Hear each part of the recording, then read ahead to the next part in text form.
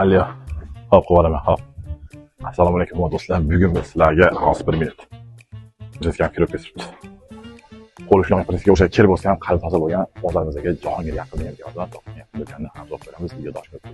Ertalabdan ishini do'kon ochishdan, korobkadagi zapchast sotishdan boshlaydigan ukamiz Jahongir bo'ladi. Meni do'konim yaqinligi uchun Kamina ukamizni hallashib Jahongir Yaqub deb atayman. O'zi asli buloqboshlik bo'lsa ham ancha-muncha shaharlik bolalardan panatkasi yaxshi edi. Asli Jiguli va Moskva zapchast sotish ota va bobosidan meros bo'lsa-da, zamonlar o'zgarib Devo zapchastga ham aralashib qoldi. Muomalani qiyaveradigan hikoyamiz qahramoni nima so'rasa yo'q demaydi va skratdan darrov olib kelib millionni xursand qiladi. Yangi deysizmi, rabochiy deysizmi, signal, meza, xullas hamma narsa muhayyo. Yaqinda do'koniga ikkita katta sirash xarid qildi. Nima uchun deysizmi? Savdoni rivojlantirish uchun va tepadan kelgan mijozlarni bu yoqqa o'tkazmaslik niyatida. Aybi bor, pul berishga sal tidiq, lekin haq o'tib qolsa do'konda eshigiga qorovul ham bo'ladi.